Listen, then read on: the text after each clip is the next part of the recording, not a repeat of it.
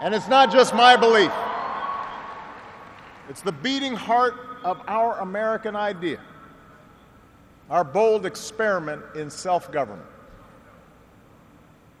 It's the conviction that we are all created equal, endowed by our Creator with certain unalienable rights, among them life, liberty, and the pursuit of happiness. It's the insistence that these rights, while self-evident, have never been self-executing. That we, the people, through the instrument of our democracy, can form a more perfect union. What a radical idea. The great gift that our founders gave to us. The freedom to chase our individual dreams through our sweat and toil and imagination, and the imperative to strive together as well to achieve a common good, a greater good. For 240 years, our nation's call to citizenship has given work and purpose to each new generation. It's what led patriots to choose republic over tyranny, pioneers to trek west, slaves to brave that makeshift railroad to freedom. It's what pulled immigrants and refugees across oceans in the Rio Grande. It's what pushed women to reach for the ballot. It's what powered workers to organize. It's why GIs gave their lives at Omaha Beach, in Iwo Jima, Iraq, and Afghanistan. And why men and women from Selma to Stonewall were prepared to give theirs as well. So that's what we mean when we say America's exceptional. Not that our nation's been flawless from the start, but that we have shown the capacity to change and make life better for those who follow. Yes, our progress has been uneven. The work of democracy has always been hard. It's always been contentious. Sometimes it's been bloody. For every 2 steps forward, it often feels we take 1 step back.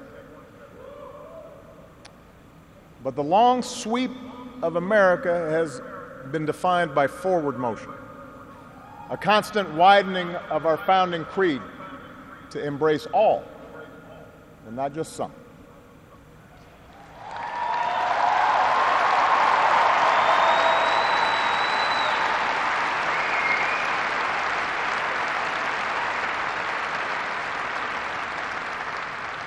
If I had told you 8 years ago that America would reverse a Great Recession, reboot our auto industry, and unleash the longest stretch of job creation in our history,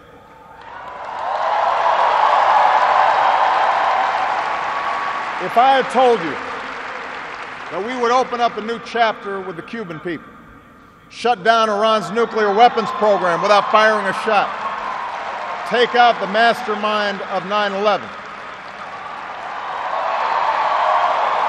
If I had told you that we would win marriage equality and secure the right to health insurance for another 20 million of our fellow citizens,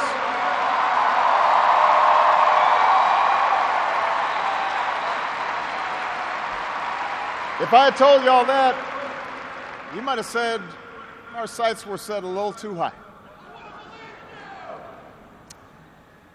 But that's what we did.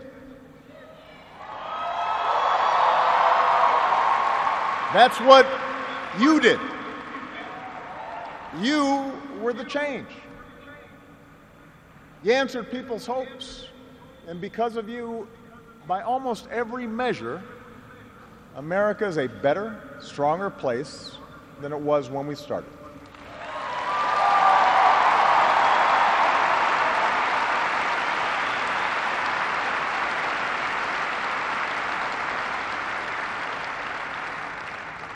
In 10 days, the world will witness a hallmark of our democracy.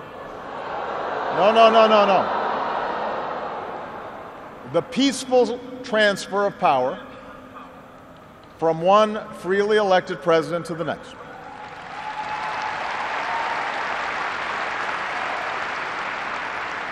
I committed to President-elect Trump that my administration would ensure the smoothest possible transition, just as President Bush did for me. Because it's up to all of us to make sure our government can help us meet the many challenges we still face. We have what we need to do so. We have everything we need to meet those challenges. After all, we remain the wealthiest, most powerful, and most respected nation on earth. Our youth, our drive, our diversity and openness, our boundless capacity for risk and reinvention means that the future should be ours. But that potential will only be realized if our democracy works. Only if our politics better reflects the decency of our people. Only if all of us, regardless of party affiliation or particular interests, help restore the sense of common purpose that we so badly need right now. And that's what I want to focus on tonight. The state of our democracy. Understand, democracy does not require uniformity.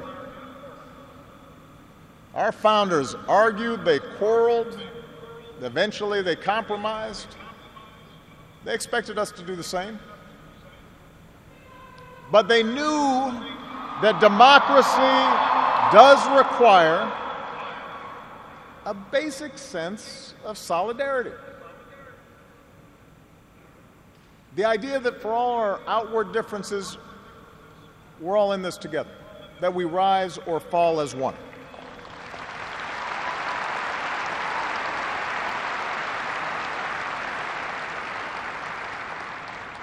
There have been moments throughout our history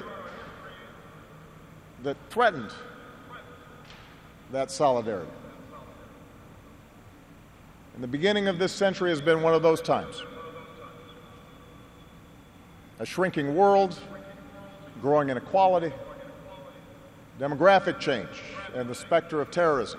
These forces haven't just tested our security and our prosperity, but are testing our democracy as well. And how we meet these challenges to our democracy will determine our ability to educate our kids and create good jobs and protect our homeland. In other words, it will determine our future. To begin with, our democracy won't work without a sense that everyone has economic opportunity.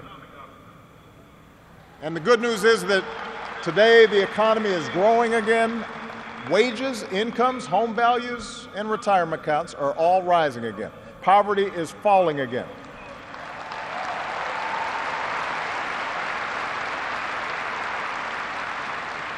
The wealthy are paying a fair share of taxes, even as the stock market shatters records. The unemployment rate is near a 10-year low.